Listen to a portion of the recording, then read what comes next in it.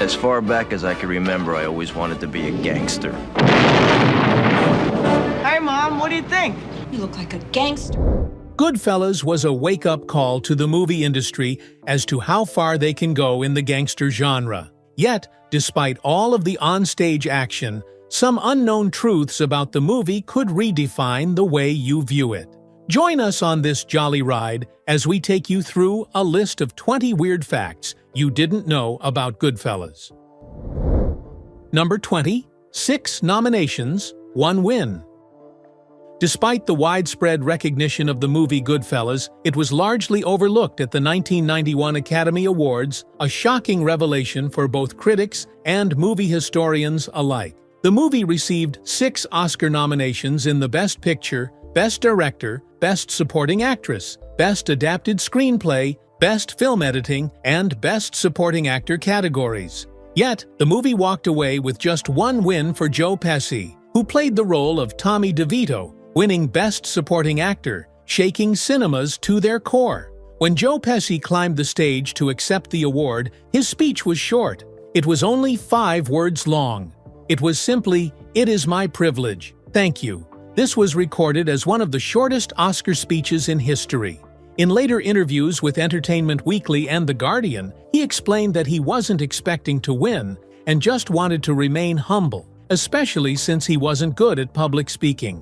However, fans and critics later agreed that the win was well-deserved as his portrayal of Desimone's character was ferocious, unpredictable, and terrifying. It was praised as a masterclass in tension and volatility. Henry Hill eventually got eliminated from the FBI's witness protection. After testifying against the mob, Henry was enrolled in the Witness Protection Program in 1980 alongside his wife Karen and their 2 children. However, Henry refused to stay quiet, oftentimes revealing his identity to neighbors, giving interviews, and even getting arrested for illegal substance charges multiple times. The early 1990s saw his dismissal from the program for lack of discretion, as his constant public behavior made him a security risk. Still, this did not deter Henry as he went on to write books, launch, and name a spaghetti sauce brand called Wise Guy, and appear on TV and radio shows until his demise in 2012. Number 18.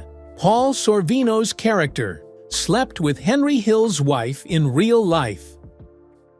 Paulie Cicero, the quiet, calculating mob boss who looked out for Henry Hill, a character based on the real-life personality, Paul Vario, had a shocking relationship with Henry's wife, Karen. Henry revealed in interviews and various accounts published after Wise Guy, including in his books and media appearances, that this affair had occurred when he was serving time in prison. Although the affair never made it into Goodfellas, Nicholas Pileggi confirmed it in his research and writing, even though he decided against emphasizing it in the film adaptation. This real-life betrayal was ironic, as the father figure to Henry Hill had an affair with his wife, thus enhancing Henry's disillusionment with the mafia life and his cooperation with the FBI. Number 17. The Lufthansa heist's loot was never recovered. Goodfellas served as an exposure to several crimes that were either mysteries or buried. The Lufthansa heist is a mystery. The robbery, carried out on December 11, 1978, at JFK Airport by a crew led by James "Jimmy the Gent" Burke, stormed the Lufthansa cargo building and made away with $5 million in cash and nearly $1 million in jewels. It is easily described as one of the largest cash thefts in U.S. history at the time.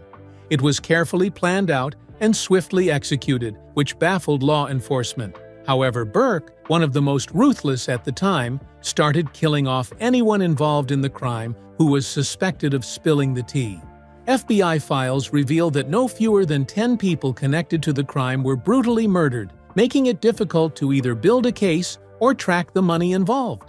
Although Goodfellas tried to vividly capture the aftermath of the heist, the case remained cold until 2014, when FBI agents arrested Vincent Asaro, a Gambino crime family soldier who was alleged to have received $750,000 from the job. He was, however, acquitted in 2015 due to a lack of solid evidence. Henry Hill had denied Assaro's involvement in the crime, a claim to which the jury agreed. Even with the major arrest, the location of the stolen cash and jewels remains unknown, and the heist remains one of the most famous unsolved robberies of the century. Number 16. Breaking editing rules to achieve a heightened effect. The final scene of the movie is quite memorable. It is a chaotic sequence where Henry Hill is shown rushing around with helicopters overhead, feeling paranoid. What makes this scene even more remarkable is that the editor broke traditional film editing rules to create a groundbreaking effect. According to Thelma, the aim was to fully immerse the viewers into Henry's substance-induced mental breakdown, and so the editing is erratic, just like Hill's mental state. She explained that to achieve this, they used jump cuts, abrupt music shifts, rapid-fire cross-cutting between scenes, and overlapping dialogue and narration, all bad form in conventional Hollywood editing. Initially, the test audiences found the frenetic pace irritating. Thelma took this as a cue to tighten the cuts, magnify the chaos, and lean harder into the discomfort. The result of this is that the audience got cinematic panic attacks while watching the scene, the very same effect that she had aimed to achieve all along. Number 15. Michael Imperioli's Spider was rushed to the ER after his shooting scene.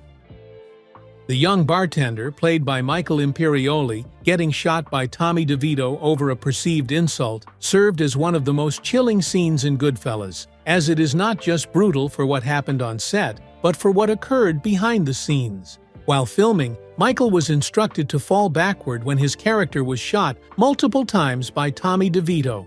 In one of the takes, he tripped and fell hard into a glass-filled bar area, leading to him severely cutting his hand and shattering a glass pitcher. He later described the cut as being so bad that he had to be rushed to the emergency room for stitches, and because he was still in full blood-drenched makeup from the gunshot scene, hospital staff panicked, thinking he was shot multiple times. He was then led immediately to the front of the line, where he finally explained, "No, I'm not shot. I'm an actor. I just cut my hand." Despite the injury, he remained committed to the movie, finishing his scenes despite the stitches, demonstrating a remarkable dedication to Goodfellas. Number 14. 10 violent scenes had to be cut down to avoid an NC-17 upon first submission of Goodfellas to the Motion Picture Association of America. In 1990, the response they received was not enthusiastic. It was criticized for its graphic violence, especially in its key scenes, and the MPAA threatened to give the movie an NC-17 rating, one that would have been like a death, preventing the film from showing in cinemas or movie theaters. Editor Thelma Schoonmaker and Martin Scorsese revealed that the scenes that caused serious uproar upon review were the beating and murder of Billy Batts, the execution of Spider, and the several close-up gunshots, including those of the Lufthansa fallout sequence. At the time, Martin was no longer a stranger to the MPAA's terminology, having previously worked on Taxi Driver and Raging Bull. This then led to his making cuts. He had to trim down bloodletting and excessive violence from 10 different scenarios to avoid the dreaded classification as NC-17. The procedure involved shortening the duration of violent moments and mitigating their visual impact on the audience, rather than removing those scenes entirely. Despite the controversy, the trimmed version was still raw and pretty intense, enough to shock both audiences and critics alike. It later received an R rating, which allowed for the theatrical release of Goodfellas. Number 13. Lorraine Bracco almost turned down the Karen role. When Lorraine was first offered the role of Karen Hill in Goodfellas, she turned it down because she didn't want to play just another mobster's wife, especially as she had just done The Pick-Up Artist. She also admitted in interviews that she was scared of falling into a one-dimensional decorative role where she stood in the background while men got all the dialogue and depth. She later changed her mind upon reading the script and realizing that Karen had a unique perspective. Both Scorsese and Ellen Lewis, the casting director, encouraged Lorraine to reconsider, reiterating that she was to be one of the only female narrators in a Scorsese film, and that her voice would help anchor the story emotionally. Lorraine later admitted to being surprised upon discovering that Karen wasn't a passive character and was torn between fear and attraction to the mafia lifestyle. Upon digesting the script, she admitted it was an opportunity to play a character who was emotionally rich and also psychologically complex. She fully embodied her role, and in the 63rd 1991 Academy Awards was nominated as the Best Supporting Actress. Number 12. A prosecutor, Edward McDonald, played his real-life role. The real-life federal prosecutor, Edward McDonald, appeared on the screen of Goodfellas, not depicting a different character, but playing the same role he played when the whole case occurred. He was the United States attorney who interviewed Henry Hill and convinced him to join the Witness Protection Program in 1980. While director Martin Scorsese and co-writer Nicholas Pileggi were casting the scene where Henry was given a chance to rat out on his mob family, McDonald asked if he could play himself. To this request, he was given a screen test, which he passed excellently. Scorsese was so impressed by McDonald's natural delivery and authenticity that he was cast in the final film. The scene featured McDonald questioning the movie's Henry and Karen in a calm but firm tone, just as he did in real life. He later joked that he was one of the few cast in Goodfellas who didn't need acting lessons because he was just doing his job, although this time in front of a camera. In all honesty, he added more touches of realism to a movie that already seemed realistic. It also made it difficult to differentiate between fact and fiction in Scorsese's mob movie. Number 11. The brutality in the murder of Billy Batts was real. The utterly brutal and savage manner in which Billy Batts, a made man in the Gambino family, was beaten in the movie was one of the most shocking moments in Goodfellas. It was sudden, violent, and very realistic. In the movie, Tommy DeVito got furious after Batts told him to go get your shine box, and pistol whipped him into unconsciousness, an act which led to the series of disastrous events displayed in the rest of the story. Even though this scene was abominable to the eyes of viewers, the real-life occasion of its happenstance was more brutal. Henry Hill later admitted that the depiction of the scene in the movie was a near replica of how it played out in real life, including the fact that Tommy DeSimone hit Batts so hard with a pistol that he broke the gun. He aired this both on 60 Minutes and his appearance on The Howard Stern Show, describing how DeSimone lost control till Tommy hit Billy so many times he broke the handle of the gun. Even Nicholas's book described that the beating was savage, even though it never mentioned anything about the gun breaking. This level of beating defied even the mob standards. This beating, which led to the demise of Billy, was later the reason for DeSimone's disappearance and presumed murder later on. Number 10. 8 different takes before the successful shoot of the Copacabana scene. An unforgettable scene in the movie was one where Henry Hill took Karen out for the night. One where he led her through a maze, down a staircase, through a bustling kitchen, into the heart of the Copacabana nightclub, instead of leading her through a front door like everyone else. All of these movements, from the moment he led her through the maze to the point where they got to the nightclub, were taken in one swift swoop, which involved nearly 3 straight minutes of seamless movement. The idea to do this stemmed from Henry's mention of how he used to enter the club through the kitchen in Nicholas's book. Although it occupied just a line in the book, Scorsese drew inspiration from this to let the audience feel the way Karen felt at the time, having access to places without following the conventional rules. However, this was not always the plan, as at first, they planned on using the front door until it was blocked by both crowds and equipment. This accidental limitation then became one of the most iconic decisions in movie history, as the audience was pulled in gradually until it seemed as though they were floating. It was a challenging scene to shoot because, with the use of a Steadicam, the operator, Larry McConkey, followed the actors through tight hallways, dodging background performers while ensuring everything, from lighting to table setups, was perfect. It took them 8 full takes before they finally got it right, because each time someone missed a line or beat, they had to start from the top. Yet, despite all the hurdles this scene presented, cinematographer Michael Ballhaus revealed that it took them just 1 day to complete it. Number 9. Jimmy Conway's obsession over his role. While Ray Liotta listened to the FBI tapes to fully capture the essence of Henry Hill, Robert De Niro called Henry several times. This he did so he could fully deliver on his Jimmy Conway's role, which was based on real-life Jimmy the Gent, James Burke character. While Robert De Niro is known to be extremely cautious, leaving no stone unturned in movies, very few people expected him to go so far as to contact a mob informant who, at the time, was in witness protection so that he could get the little details right.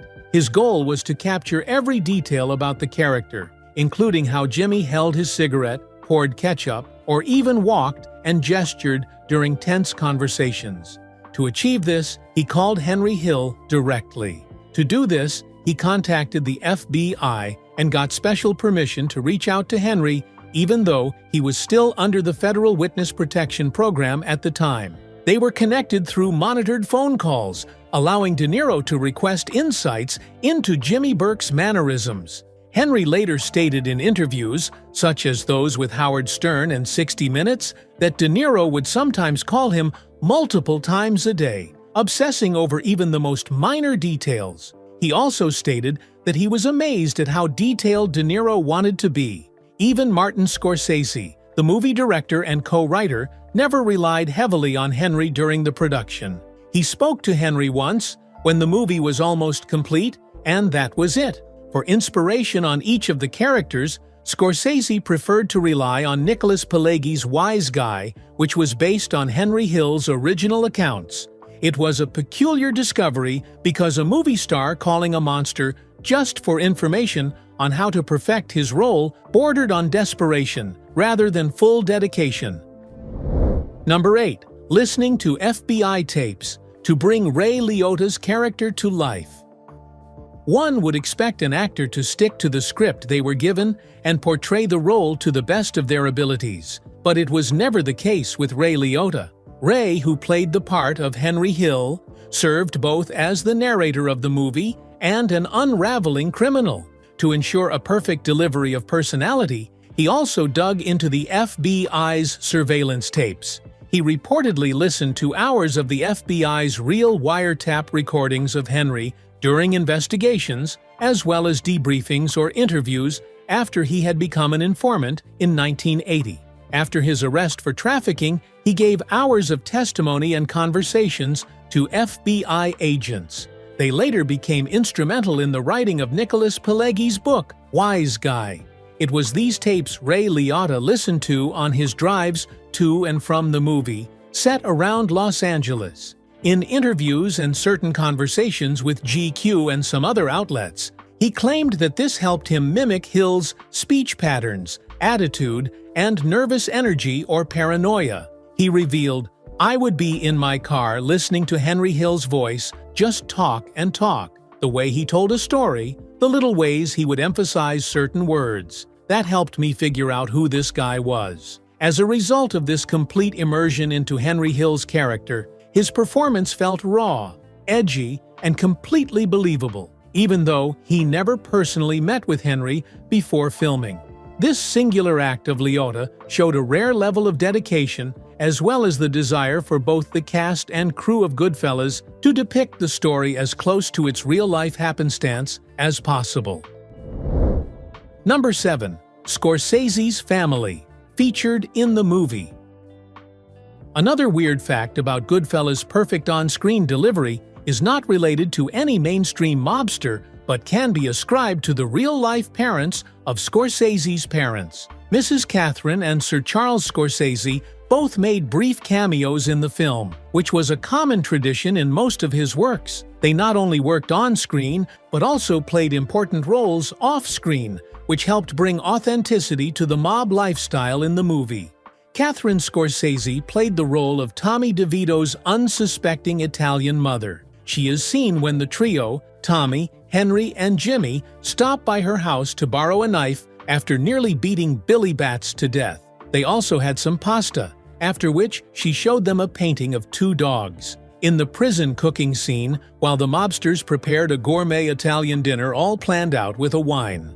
Catherine Scorsese cooked the red sauce herself behind the scenes. This was because Martin did not trust the catering or props department to deliver the kind of authentic Italian-American red sauce he grew up with. According to interviews, she ensured that the sauce she cooked resembled and tasted like something Henry Hill and his crew would have eaten. This was not Catherine's first culinary feat, as she had published a culinary book from years earlier titled Italian-American: The Scorsese Family Cookbook, and she had frequently cooked for her son's film sets. His father, however, Charles Scorsese, was involved in the movie differently. He starched the actors' shirt collars, as Scorsese had wanted the mobsters' high-collar shirts to look like they usually did in the 1960s and 70s. He wanted to depict the type worn by real-life wise guys in his old Little Italy neighborhood. He turned to his father for help because he knew he would get the look he was aiming for, perfectly and true to his expectations. Sir Charles starched and pressed the collars until they had the stiff look that depicted old-school mobster.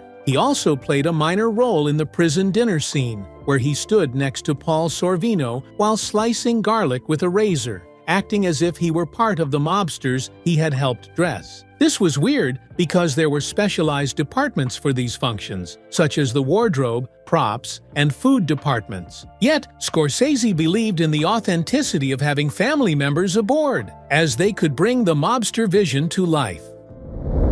Number 6. Personality differences. In Tommy's character. The character Tommy DeVito in Goodfellas, played by the award-winning Joe Pesci, is a direct contradiction to the real-life character of Tommy DeSimone. In the movie, he was depicted as being loud, funny, and scary all at the same time. He was also a 5'4", short-tempered monster. However, the real-life personality of Tommy DeSimone is a gigantic 6'2" real-life associate of the Lucchese crime family named DeSimone, who is more dangerous than what is portrayed in the movie. He was built like a heavyweight boxer and weighed over 200 pounds. He was not just scary to the regular everyday human, as even hardened gangsters thought he was unhinged, as he was known on the streets for his complete lack of impulse control. Henry Hill's recollection of the storyline in Nicholas Pileggi's 1985's book Wise Guy, which was later adapted to create Goodfellas, described him as a psychopath with a terrifying temper, and claimed that DeSimone murdered at least 2 men without authorization, which at the time was a breach of mafia rules. He killed Bats in 1970, a murder recorded by the FBI as a result of Bats's statement, "Go home and get your shine box." But this is not the end. He is also believed to have murdered Ronald Foxy Girothi because he had slapped his wife's brother. In 1979, he thought he was about to be given a full mafia membership promotion, but instead he disappeared without a trace. Hill later testified that DeSimone had been lured to a meeting and murdered as a result of the 2 unauthorized murders. His body was never found despite the claims. His official declaration of death was not done until 1990, the same year as the release of Goodfellas. Number 5. The comedy version of Goodfellas was first released just before Goodfellas made it to the theater in August 1990, a month before its release. The audience was exposed to the comedy version of the same life story of Henry Hill. This version of the story was written by Nora Ephron, wife to Nicholas Pileggi, and was titled My Blue Heaven. Her film starred Steve Martin as a flamboyant mobster in witness protection, which was supposed to depict Henry Hill. Reports have it that Ephron and Pileggi worked on their scripts side by side at home, sometimes even sharing screens. My Blue Heaven explored the aftermath of Henry's life with a comedic twist, making the audience laugh just before they were shocked by the depth of his crimes a month later. Number 4. From real mob threat to on-camera depiction to Academy Awards. That remarkable scene in Goodfellas where Tommy DeVito turned a casual compliment from Henry Hill into a terrifying confrontation that is tension-filled and states, "Funny how? Funny like I'm a clown? I amuse you," was improvised. Despite the nerve-wracking feeling it elicited from the audience, that one scene, those tension-filled words, those palpable actions were not in the original script. Instead, it was based on a real moment from Joe Pesci's life. Multiple interviews, such as Scorsese on Scorsese and Thelma Schoonmaker's commentary, reiterated that Pesci once worked in a restaurant where he had casually told a mobster that he was funny. In reaction, the mobster became serious and took a threatening stance. That was the source of this scene. Pesci shared the story with Scorsese and co-writer Nicholas Pileggi during rehearsal, and Scorsese then informed Pesci and Liotta to improvise the moment in rehearsal, letting the tension build naturally. Then, eventually, after several run-throughs, Scorsese had the dialogue transcribed word for word, with that version finally ending up on camera. Liotta later admitted that he did not know how Pesci would deliver the line during filming, which made him think it was a real fight, or that some really serious drama was unfolding. The scene was shot in an intimate setting, with other gangsters silently watching, thus amplifying the unease that the scene evoked. All that was needed to worsen the representation of the moment was silence, and that silence made a loud statement. Number 3. Real-life Henry Hill was involved in the movie production. Even though he was in witness protection, the real Henry Hill worked closely with the Goodfellas team and was paid approximately $480,000 as a consultant. The background of the movie was taken from Pileggi's 1985 nonfiction book, Wise Guy, which was based on hours of interviews with Henry. Henry is also known to have spoken often with Robert De Niro to help him perfect his role as Jimmy Conway, and with Ray Liotta, as the FBI's surveillance tapes were made readily available to aid his performance. Despite his secret status, he went on to give interviews, launch a pasta sauce brand, and pose with Liotta in Entertainment Weekly. He helped lay the foundation for the movie and bring its characters to life. Number 2. Contrast in on-screen depiction and real-life depiction.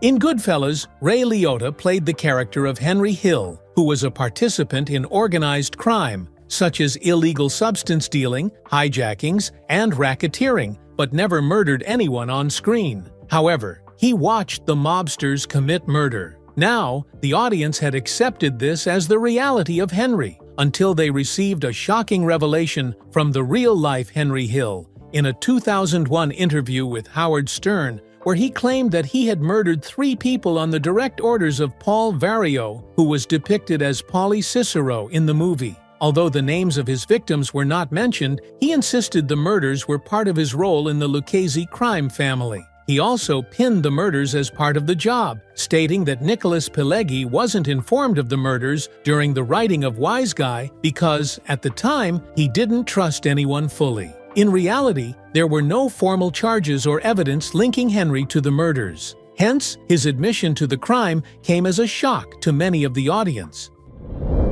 Number 1. People walked out within the first 10 minutes of public testing.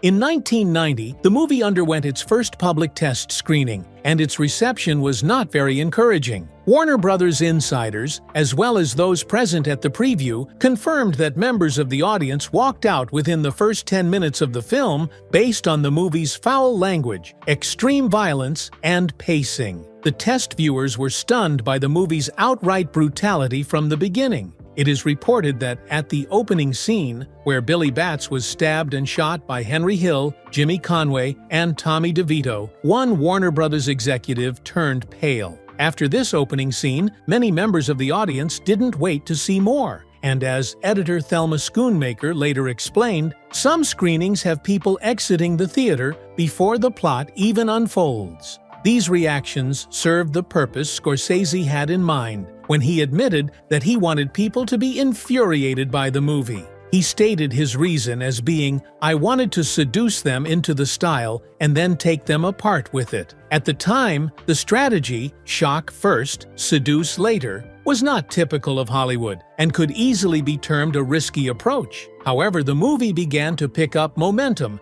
after the scenes were slightly recut and the test audiences provided feedback. Goodfellas wasn't just a movie, it was a real-life representation of facts. Yet the list of 20 weird things about this movie is enough to keep you up with several questions. What do you think? Let us know in the comments. If you enjoyed this video, like, share, and subscribe to this channel. Before you go, watch the other videos on your screen.